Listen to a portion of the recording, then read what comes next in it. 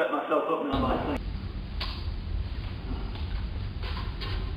And I must say that really getting into Gaeilge to this tiny extent to which I have done, it really shows me where the Irish accent in English comes from.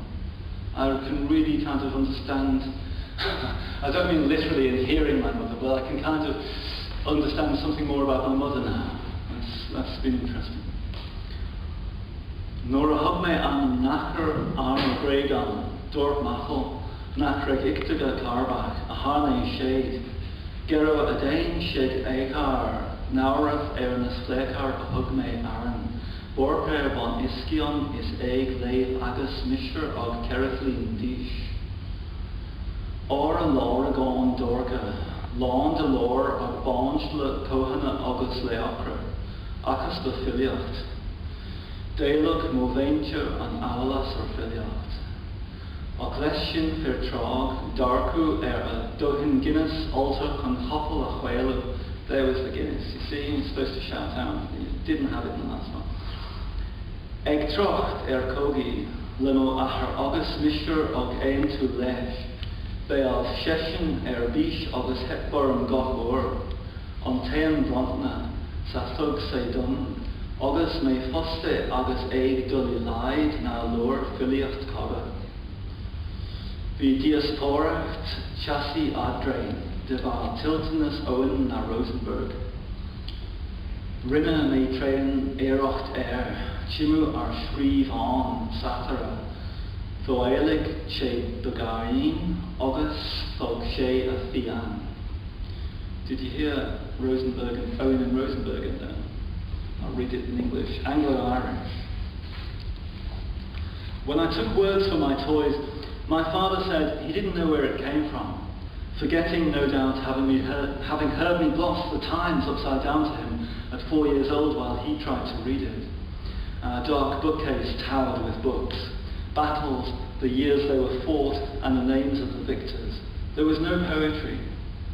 My family claimed to know nothing about poems, but some would talk about men having had enough Guinness taken to choke a horse. My father would hold forth on wars.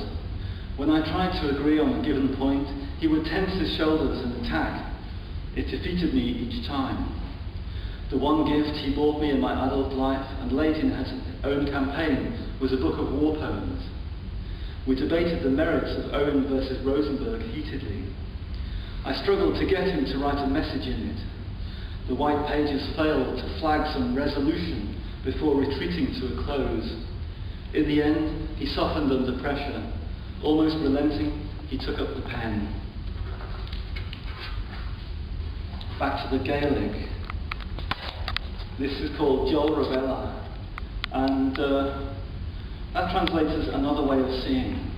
And I wonder if there's something, I mean, my poems here today have kind of themes and notions of defamiliarization, being lost at sea a bit, as we can be in a foreign country where we translate or we fail to translate. Jol Ravella. Agabar sachok mor ba'undul din, Nadina agus Sinn Féin na chalga le scialta, a wanan le narilta, ag epult agus rudi ella gan kiel. Near hahanchin le li esh na welta. On terok shin vi far an eidi barn le feshkent, trid an quiniog espreil na gogol. Espreil na gogol. Chapamar gan orans, go jain, ni vecht UFOs on. Yes, UFOs. Einara nam lena ni knarvalok gan gar, a vitugur eschok le benaltra, eigen a crochet mochus and winiog, agus iaquina sa gwei. Broni shin huishus foreign golir. In English, another way of seeing. It's not true, by the way. Actually, it's cobbled together from hearing things from people at work. When I worked in the asylum, we told the patients tales of nuns on space hoppers and anything else we could think of to entertain ourselves. Visiting relatives were not amused. That spring, we watched a man through the window spraying weed killer. He wore white protective clothing. We looked round at each other, knowing we had all seen and identified the spaceman. From now on, without a doubt, there would be no such thing as UFOs. Later in the year, one nurse brought in an unwanted luminous plastic skeleton. We didn't want it in the staff room. He hung it out the window where it moaned in the wind for the cathartic benefit of all. And I kind of divided my work into two halves, and I thought to open the second half, which no longer contains any Irish translations. Appropriately, I've got one called Rain. I lived in South Devon, which seems to be a bit of a rain capital, but where is it these days? It rained incessantly for 6 weeks.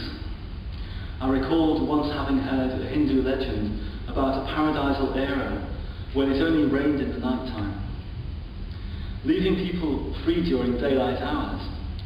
I read that the present age, for hundreds of years either side, was Kali Yuga, the age of destruction. Wondering if it stopped in the night time, I waited up, watching. It rained. I waited for hours. It rained solid. This was South Devon after all. I tried to sell myself the idea that it would be good for the crops, the local economy. I knew it would be great for the nettles, thorns, thistles and other weeds that grew around my house. I prayed to the gods that in the direction off it might conceivably piss. And this one's called English. If you ever take a creative writing class, you might be told, or perhaps you should be told, that never to use the words actually, basically or obviously unless you're giving them to another character. So here's me using them lots of times. To read anything aloud in an actual foreign language, you have to stab at it this way and that. Not too seriously, obviously. Tire out your throat, blush, get over it, then find some clever bastard who knows that language, and you obviously can't.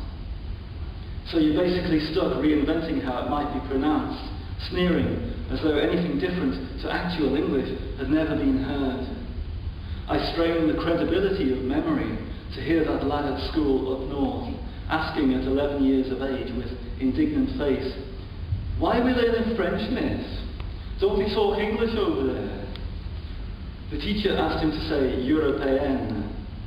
His eyes cut back into his head to lance the dragon thought of it.